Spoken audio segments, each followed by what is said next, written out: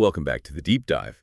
Today, we're embarking on an analysis that is, well, by its own admission, a little bit absurd. A little bit. Okay, maybe a lot. Our source material is K. Brad Barfield's General Beauregard, Fact, Fiction, and Folly. And we are absolutely going to treat this work with the kind of analytical scrutiny you'd normally reserve for, I don't know, global financial systems. For constitutional law, yeah. And why? Yeah. Because the author himself classifies this book, this, detailed chronicle of an Arkansas yard rooster, as forensic narrative nonfiction adjacent fiction. Right. And we have to unpack that phrase right away because it's the key to the whole thing. It really is. Forensic implies you're gathering evidence, you're reconstructing events. Mm-hmm. And nonfiction adjacent means, okay, it's based on real witness testimony, on a literal ledger of events, but the author's giving himself the freedom to build this philosophical framework around it. So this isn't just a cute story about a chicken. It's a mechanical study of authority. Exactly. And it is the perfect way into what we call the Cooter Cinematic Universe, the CCU. Right. Because in this world, the rules are just different. The book says it outright. Absurdity is structural. The yard, with everyone in it, Radon Bobo, Memo, Okra the pig, it's its own little self-governing system. And the general is the variable they drop in to just stress test the whole thing. Yeah. So our mission for you, the learner, is pretty simple, but it goes deep. We're going to trace the general's life, but not like a morality tale. No, this is a mechanical process. We're following that ledger event by event to see how confidence, just plain old belief in yourself, hardens. It hardens into certainty. Yeah. And then that certainty, if it's not checked, if it's not actually functional, It just slides into folly. that's the whole journey. We'll be tracking a few core themes here.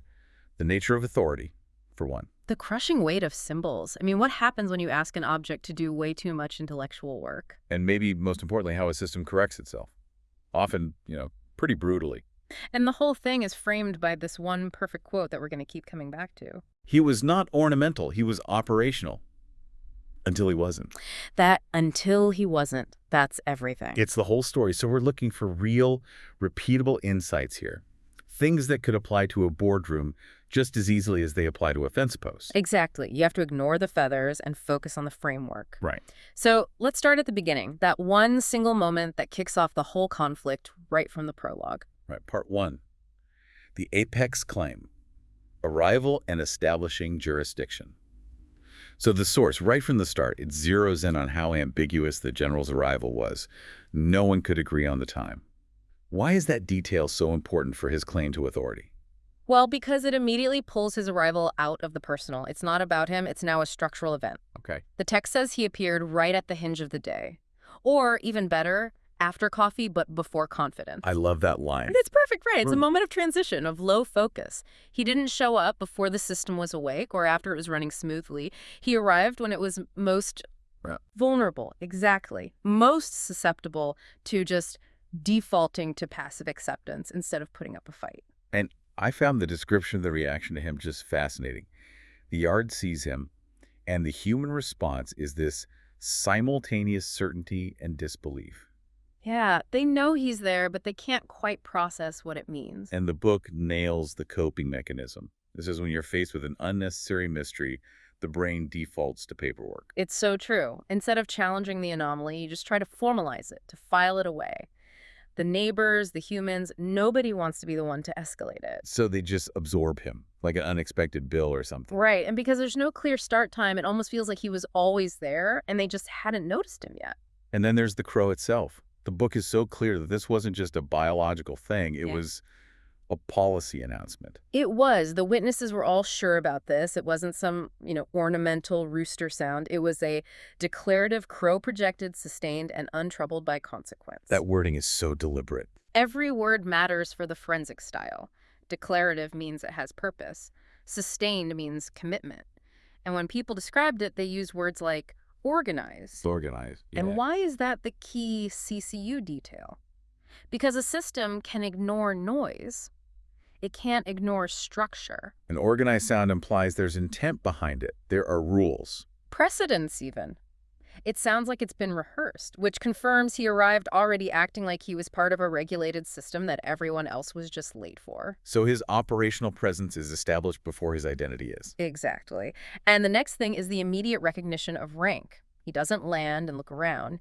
He faces forward, chest out, standing on a little rise in the ground. Which the text says was enough to feel chosen. And he crows, not to announce the morning, but to confirm jurisdiction. Wow.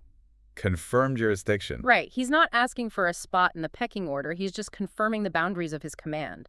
His whole posture suggests a familiarity with scrutiny. Which is really the definition of asserted authority. It is. If you act like you belong, a system that prefers order over a fight will often just let you stay. And that leads right into how he gets his name. General Beauregard. Which wasn't, a formal ceremony. Not at all. The book describes it so well. He was named the way weather is named, or wars, or tractors that refuse to die. It's a collective, almost involuntary surrender to the inevitable. It wasn't an appointment. It was just recording a status that everyone already felt. No one gave him the title. They just accepted it. And his response. He accepts it in the way experienced leaders accept promotion, by continuing to do exactly what they were already doing, only with more documentation. Wow, that's brilliant. His certainty just validated the system's choice. He basically bypassed all the normal procedures because the sheer force of his conviction was too much for the yard to deny. So that sets up the literal apex claim in Chapter 1. He gets up on the fence rail and he just makes his mission statement. He says, I am the apex rooster of this operation. And here comes the first bit of friction.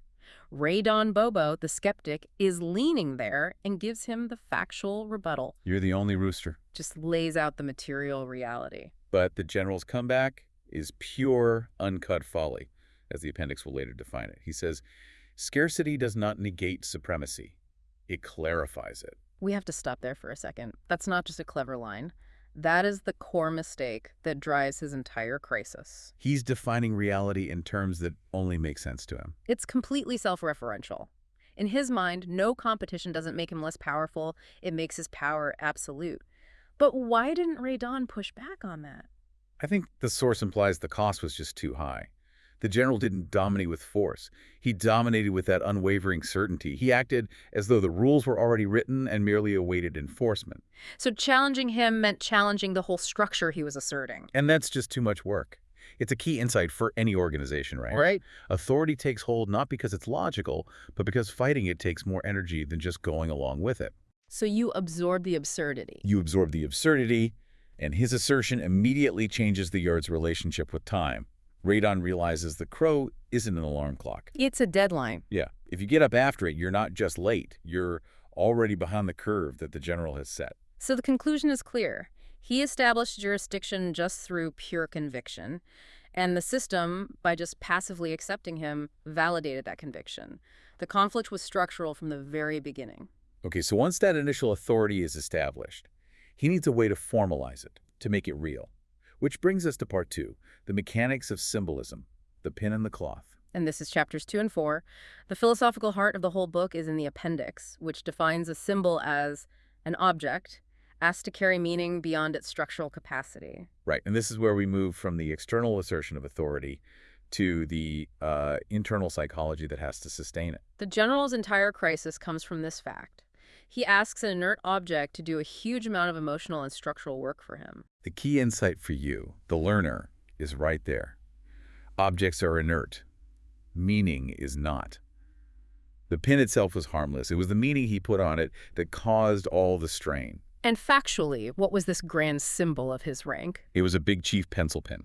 A brass-colored, 5-pointed pin that had fallen from a kindergarten backpack and forgotten by every human on the property except him. Completely mundane, mass-produced. And the fact that it's so common is what makes it a perfect blank slate for him to project all this meaning onto. He didn't earn it in a fight or anything. He acquired it through recognition. He just found it. And then, in this great bit of physical theater, he rolls on it over and over until it gets stuck in his chest feathers. And what's the immediate declaration? I have been promoted. The rank is created retroactively by getting the symbol. And when Ray Don, ever the pragmatist, asks, to what? The general's reply just defines the whole self-perpetuating loop of his power. He says, that remains under review, but it is not entry level. He's achieved peak self-justification. It doesn't matter what the role is, only that he's been elevated. And from that moment on, the pin stops being a piece of brass. It becomes a load-bearing idea. In office terms, this is the moment he stops being a doer and starts being a manager of perceptions. So how did this actually change his behavior? The book notes a real shift in his posture. Yeah, before the pin, his certainty was just internal. After the pin, he had to perform around it. He starts physically positioning himself so the pin would catch the afternoon light. He'd preen around it, but never touch it directly like it was too important. That is the microscopic moment where I am a rooster becomes I oversee operations. And with that comes the psychological weight. Before the pin, he'd let things go. Now he's replaying moments in his head, logging every little perceived slight. He's building a reality based on being offended. This is where the structural critics come in. Okra the pig, who is just the embodiment of physical reality in the yard. Yes. She looks at the pin and just snorts. It indicates puncture, not seniority. She's trying to return the symbol to its inert state. She's saying what you see as elevation is actually just a structural weakness, a hole in your chest. It's a brilliant line. She attacks the mechanism, not the motive. And Memo, another great observer, she offers the conceptual critique. She says the pin don't weigh nothing, but then she immediately corrects herself. Weight ain't mass. It's consequence. The general was stacking all this meaning onto a weightless object, and the consequence of that was this immense internal strain, which is about to spill out into the whole system. The pin wasn't a reward. It was a commitment to a rigid posture. And feeling that strain and maybe realizing the pin alone was a little visually weak, he decides to reinforce it. This is the self-sabotage phase. Symbolic overload. The red cloth. He's following the logic that if a symbol created authority, then a better symbol will stabilize it. And the source notes that bad ideas often arrive helpful. He finds this sun-faded piece of red cloth in the shed, and he ties it low and tight, specifically to frame the pin. The book meticulously notes the result was not elegant. It didn't match anything. But critically, it was durable. And his justification for this layering just reveals how defensive he's become, he declares. Layering absorbs shock. He thinks he's protecting his authority from the outside world, but he's really just trying to protect his own fragile certainty. He's making his identity shock-proof by making it impenetrable. And this immediately causes the first major friction. Until now, he just presented things that you could passively accept. A crow, a stance. But this combination of the cloth and the pin, it required active interpretation. And that complexity that you couldn't just easily dismiss it, it immediately creates factions in the yard. Memo saw it as a costume. Radon saw it as armor. But Okra, the structural critic, she saw it as the most dangerous thing of all. A bad idea that learned how to sit still. The durability of a bad idea, it's not in its logic. It's in the sheer energy required to defend it. And the general commits completely. He says, removal signals retreat. And when Radon suggests, flexibility, the general shuts him down. Flexibility is what happens before collapse. He has completely inverted reality. The symbol is now the center of the system, and the entire yard has to revolve around protecting it. He's no longer living in the yard's reality. He's living in the world he built to defend his own posture. Which sets the stage perfectly for part 3, where all that excess certainty starts to actively strain the yard, and the system has to start correcting itself. And that takes us to the flop threshold from Chapter 3. This is a classic CCU concept, and it's vital for you to understand it. It's the moment when asserted authority moves into overinterpretation. Okay, so what does that look like? Give us an example of how this overinterpretation actually showed up. So the general starts reading intent into pure chance. Every neutral action becomes a potential infraction. A dog scratching its ear becomes insubordination. A distraction. Right. A hen walking out of sequence is now categorized as dissent, evidence of a breakdown in the system. Silence isn't rest anymore, it's plotting. This is when authority becomes a burden for everyone, including the person in charge. Like when Okra told him, you're inventing, you're building a bridge where there is no water. And the general's response just shows how deep into folly he is. He says, words are how reality stays put. Wow. He genuinely believes that if he can just define reality rigidly enough, the yard will just snap into place. He's crossed the flop threshold. And the thing that pushes it over the edge is the wonderfully named aesthetic crisis with Bronchi the donkey. Oh, this is peak structural absurdity. It's so good. Bronchi just wears an ordinary, clean red bandana, simple rag. The general sees it and he physically freezes. And the source is clear. It's not jealousy. It's comparison. Because the bandana required zero explanation. It just existed. It was comfortable and correct. It did its job without needing a whole narrative to prop it up. Meanwhile, the general's layered mess of a pin and a cloth requires constant defense. It's exhausting to maintain. And Brunke's effortless simplicity just exposes the general's whole performance as unnecessary. Which forces the general to retreat to the shed for this long, furious period of silent recalibration. He has to deal with the fact that an honest rag has more frictionless authority than all his fabricated armor. So after that crisis, he shifts his focus to managing his observers. This is the audience effect.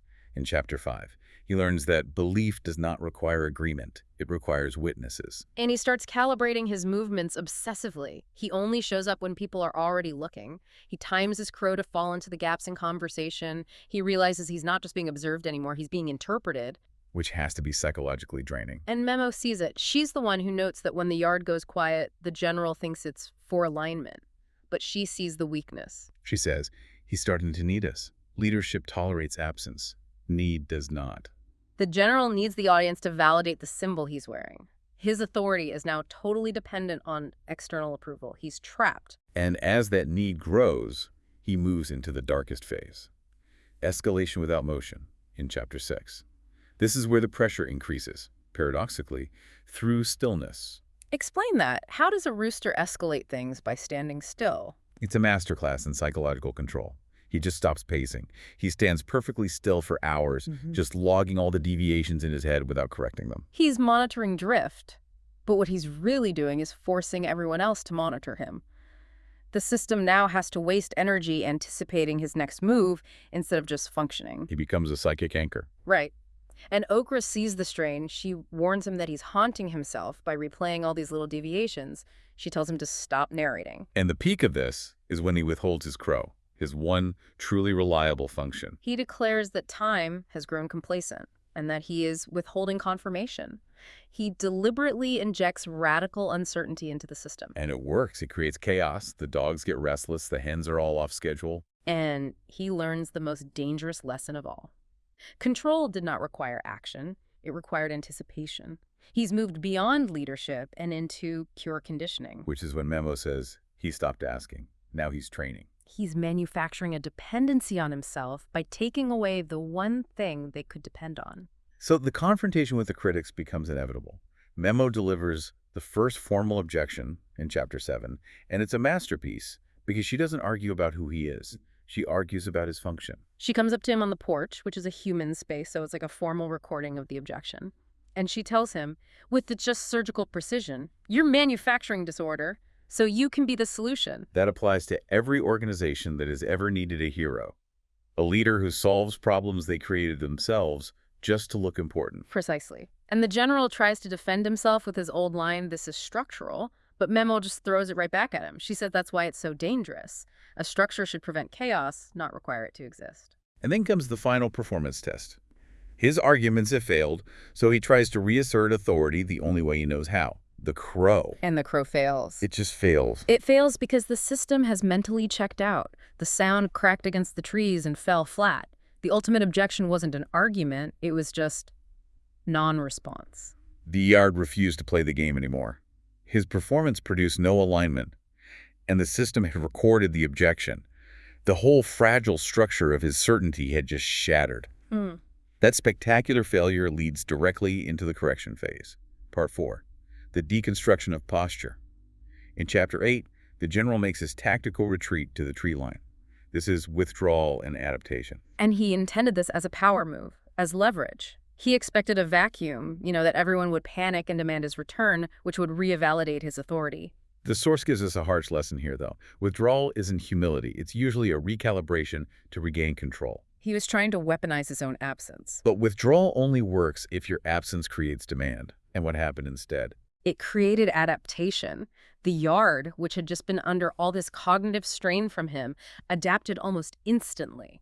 They just went back to normal. The hens found their own spacing. The dogs went back to their old habits. Continuity just happened. Without him, the system realized it was stronger without its central point of failure. And the general, watching from the trees, has this terrible realization. It's worse than fear. Redundancy. Redundancy. The system could survive him. He's waiting for them to be concerned, and nothing happens. And when he finally asks Ray Dawn why no one called him back, Ray Dawn's reply is just brutally simple. There wasn't anything to call about, His withdrawal didn't restore his authority. It just proved it was totally expendable. which forces him into what the CCU calls the costliest phase. Chapter 9, reintegration. And we have to be clear, reintegration is not just the reverse of withdrawal. Right. Why is that distinction so important? Because the system remembers. It remembers the interruption. It remembers the cost and the strain. He couldn't just step back into being the apex rooster. He had to come back under new conditions. His authority now had to be earned through participation, not just declared. The Yard had reclassified him from a commander to just a peer. And they set clear boundaries. Memo tells him, you can stay, but you don't get to hold your breath to make us breathe. And Okra again demands that he stop narrating. He's forced to let go of that rigid internal structure he'd built around the symbols. And when he tries his first crow after coming back, the sound of it confirms the change. It was late, softer, less sure. That softer sound was the sound of him choosing to let go of the need for certainty. He was starting to move toward what the source calls the relief of being ordinary, realizing that sustainability means getting rid of all that internal strain. This all leads to the big realization in Chapter 13, authority without posture. He discovers that real lasting authority is actually defined by its frictionless presence. That is the ultimate payoff. Authority, once you strip away the need to perform it, becomes hard to even see, which is the whole point. He stops puffing his chest out, stops trying to find the best sight lines. He just occupies the space. Which makes him harder to predict, but so much easier to live with. It's the difference between managing by walking around to be seen and managing by actually understanding what's going on. And the pinnacle of this is the test with Okra. She crosses the Yard, deliberately sloppy, in a way he would have corrected before. But he just acknowledges her. He says, yes, and that's it. No correction. And what happens next is beautiful. She corrects herself. No spectacle, no correction, just shared understanding. That's the moment. He's successfully integrated. The book concludes that authority that has to be seen, that needs to be performed, is already failing. But authority that is felt does not care who is watching. And once that internal shift is complete, the physical symbols just become junk. He takes off the cloth, not in some big ceremony, but just quietly puts it on a shelf with the other retired solutions. Yeah. The pin hangs on for a bit, but it's gone quiet present without assertion. He doesn't need to carry an explanation for himself anymore. He found fit. He realized that being integrated was so much more durable than being in command. Which brings us to our final section, the final accounting and the measure of a life. Once the general is just ordinary, the system stabilizes. Chapter 17 notes that when his kind of authority leaves, it doesn't leave a vacuum. It leaves residue. And that residue is his true legacy. It's not the drama or the folly. It's the useful habits that survived because they actually worked, not because some central figure was enforcing them. The hens kept their loose patterns. The dogs checked the perimeter more carefully. They were just good habits. And Memo sums it up perfectly. She moves past her critique and into appreciation. She says, he didn't run the place. He showed us a way to stand in it. His contribution was competence, not command. Exactly. The Yard learned how to regulate itself, which lets us revisit the book's title, Fact, Fiction, and Folly. The source says these aren't moral categories. They're mechanical layers that all exist at the same time. Right, so fact. A rooster showed up, wore a pin, changed the Yard. Fiction.